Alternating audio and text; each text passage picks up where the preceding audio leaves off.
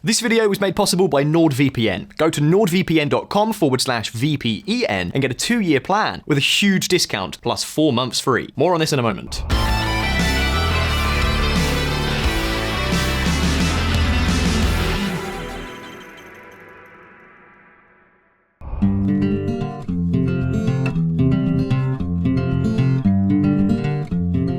Guyana is one of the least known countries in the Americas, and although geographically part of South America, it has strong colonial and linguistic ties to the English-speaking Caribbean. In fact, Guyana is the only English-speaking country in all of South America. Another of its clearest signs of identity is poverty. In this country, the people are so poor that there are more Guyanese living abroad than we can find in the country itself. After all, many people in Guyana survive by doing exactly what their grandparents did, growing rice, cutting wood, or mining gold. The only data in which Guyana stands out is in maternal mortality. In all of the Americas, it is only second to Haiti. And the rest of the data, well, let's just say that they were typically just as dire. 5 years ago, its per capita income was $8,100, less than half the South American average. The unemployment rate was around 15%, compared to 7% in the region as a whole. And the life expectancy was only 69 years, compared to 75 years for its neighbors. Just a moment, however, because now all indications are that Guyana's fortunes could be changing completely.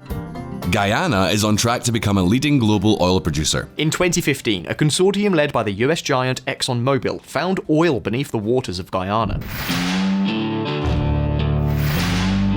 Since then, ExxonMobil and its partners, fellow US company Hess Corporation and the state-owned China National Offshore Oil Corporation, have made more than 30 discoveries in the country. So far, they estimate that they have found at least 11 billion barrels of oil, and prospecting continues. As a result, forecasts indicate that by 2030, Guyana will produce 1 million barrels per day. And keep in mind that some more optimistic figures raise the expected production to 1.5 million barrels between 2030 and 2035. That would make Guyana nothing less than the world's largest oil producer per capita. The new Kuwait, many say. VisualPolitik viewers, petrodollars could quickly transform one of the poorest countries in the Americas into one of the richest. But oil tends to corrupt weak governments, and Guyanese institutions are far from strong. So the question is, will the petrodollars boost Guyana's economic development and lift thousands of people out of poverty, or will they be squandered and stolen, as we've seen so many times in so many places? Today on VisualPolitik, we're going to answer these questions, but first, let me tell you about one of the most common cybersecurity threats out there. Imagine going to a coffee shop and connecting to a free Wi-Fi network named Coffee Free Wi-Fi, which looks totally normal and not out of the ordinary. However, it turns out that the Wi-Fi is actually being hosted by a random person trying to impersonate the free Wi-Fi access. While you're enjoying that free Wi-Fi, he or she has access to your data, as that person created that same network you are using on his or her own PC. And so, when you connect and go into the banking system that you usually use, the information then flows via the intermediary, the imposter, and all the information you entered can be captured. So what can we do to avoid these situations? Well, you should always check for lock and HTTPS near the destination URL, and use NordVPN, as it will encrypt your data flow, regardless of whether the destination connection is secure or not. But wait, because there's more. Remember that when you're using NordVPN, you can browse without borders, choosing from over 5,400 ultra-fast servers in 59 countries all around the world. And remember that you can use it on up to 6 devices on every major platform: Windows, Android, iOS, macOS, Linux, you name it. So don't wait any longer. Go to nordvpn.com/VPEN and get a 2-year plan with a huge discount plus 4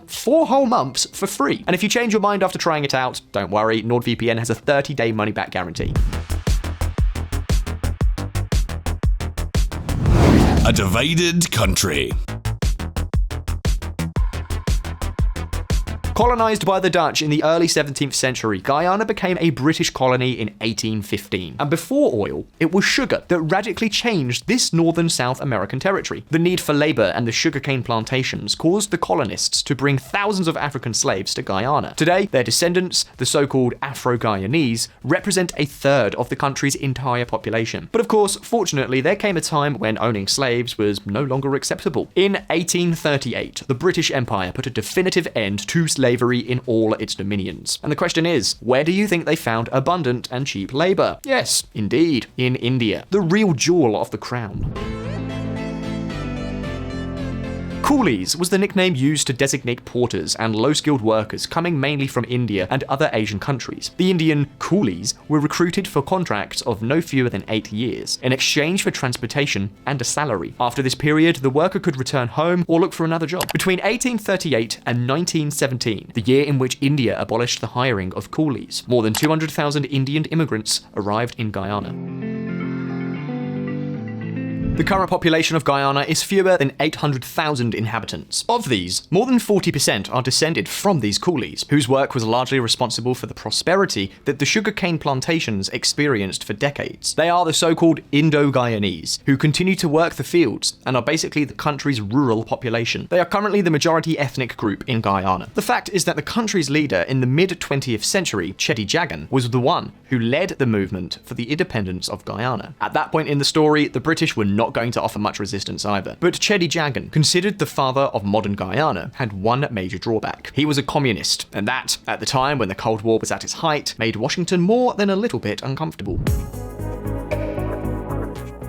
For this reason, the United States offered its support to Forbes Burnham, leader of the Afro-Guyanese, which turned out to be a disaster. This leader promoted serious racial conflicts between the Afro-Guyanese and the Indo-Guyanese. The 1964 riots left 170 dead and many homes destroyed. As a result, the population moved to areas where their own ethnicity was in the majority, fueling a deep social division. Even so, British colonial authority allowed Burnham to come to power and become the top leader of Guyana at the time of its independence in 1966.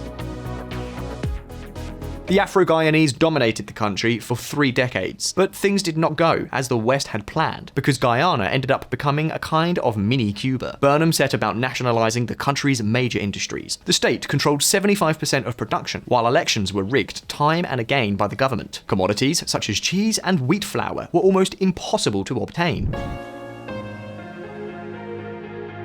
The autarkic policies introduced under the socialism of President Burnham led Guyana with unsustainable debts and very slow growth. Poor and ruined, Guyana had to ask the IMF for help, and only began a transition to democracy after Burnham's death. In 1992, the first free elections were held, and the winner was a familiar old face, Cheddi Jagan. Since then, Guyanese politics has been racially divided between the party of the Indo-Guyanese and the party of the Afro-Guyanese. And when voters are more concerned with identity than with the performance of their politicians, it never leads to anything good. To begin with, the racial conflict worsened, among other reasons because in the capital, Georgetown, and in other cities, where Afro-Guyanese predominate, they did not quite believe that the rural population of Indo-Guyanese was larger. And of course, being in the majority, the victory of Cheddi Jagan's followers was guaranteed for 2 decades. So every time there was an election, there were major riots. And to make matters worse, general conditions didn't get better either. For 23 years, the Indo-Guyanese government was marked by economic stagnation, corruption, nepotism, the growth of organized crime, and drug trafficking. Let's just say that it had gone from a communist dictatorship to a rather flawed social democracy. Once again, Guyana continued to grab headlines that no one would want to star in. Guyana, mental illness, witchcraft, and the highest suicide rate in the world. And here is some data from 2015, a key year for Guyana for 2 reasons. Firstly, for political change. The Afro-Guyanese managed to return to power by winning a narrow victory, only by 4,500 votes. The key was their coalition with a multiracial party that aspired to overcome the thinking that had divided the Guyanese for more than half a century. Secondly, because it is the year in which the first oil discovery was made in its waters, a discovery that was followed by many others until it became one of the new jewels of the global oil industry. In fact, Guyana has become the world leader in offshore discoveries since 2015. For example, discoveries in this country accounted for 32% of all conventional oil discovered in the world during this period of time. But of course, when a country has strong institutions, oil can foster growth, as is the case in Norway and Canada. But it can also ruin countries like Guyana that have weak institutions. In fact, the Guyanese don't need to go far to see how things could go wrong. To the west, they have Venezuela, where oil finances a corrupt regime that impoverishes its people. This is something that we will talk about in detail on our sister channel, VisualEconomic. Wait, hang on. Have you even heard about it yet? You're not subscribed? Well, be sure to check it out. It is the perfect complement to VisualPolitik. Hey, I'll leave you the link in the description. But having said that, the question is, so what will be the fate of Guyana? Well, listen up.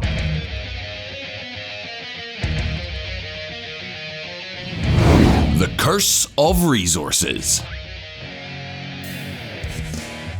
The new government of David Granger was in charge of negotiating the terms of profit between Guyana and the oil company with ExxonMobil, and almost immediately the controversy erupted. The NGO Global Witness accused the Granger government of closing a bad deal with the consortium that was going to exploit several wells in the Stabroek Block. As you can imagine, it was the usual story. How evil the Yankee oil companies are for taking the riches of the poor people of Guyana. According to this NGO, Guyana could have lost up to $55 billion in potential revenues with its negotiation with ExxonMobil. However, this report only served to hurt the Granger government, because according to several analysts, its calculations were not sufficiently substantiated. In fact, Rystad Energy, another consulting firm, raised Guyana's stake to 60%, which would bring this deal in line with similar ones. But being plundered is not the only danger that the resource curse can bring. There is also the so-called Dutch disease.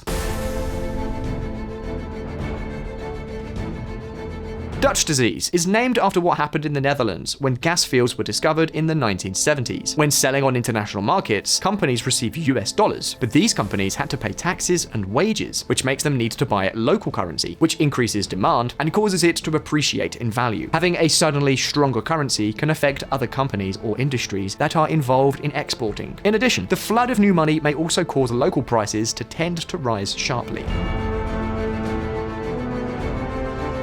Something like that could happen if all the oil money suddenly poured into the already ailing Guyanese economy. So, in order to avoid Dutch disease, Granger created the Natural Resources Fund, a sovereign wealth fund that has its account at the New York Federal Reserve. By law, all Guyana's oil money will flow into that fund. In addition, in order to preserve this wealth for future generations, Guyanese legislation imposed very restrictive conditions. As a result, the funds will be made available to the government of Guyana progressively over time. But of course, the problem is that owning such a large potential wealth is very tempting. Granger opted for prudence rather than going into debt at the expense of future oil revenues, and thereby increasing public spending. In fact, he refused to use this promise of new revenues to pay for old failures. Look at this.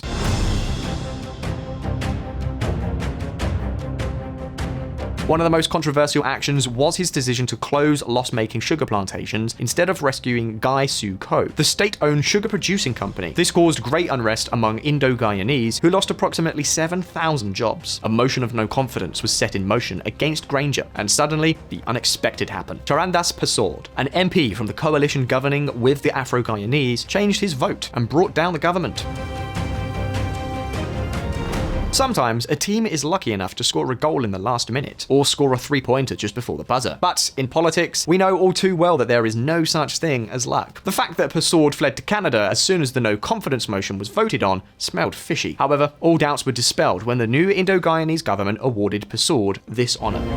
Charandas Persaud tipped as Guyana's High Commissioner to India. Granger's government was far from perfect. In fact, it took him 5 months to recognise the 2020 election result and cede the presidency to Indo-Guyanese Irfan Ali. What is clear is that Granger did not escape the resource curse and he lost power, although in this case, the curse did not occur as it usually does.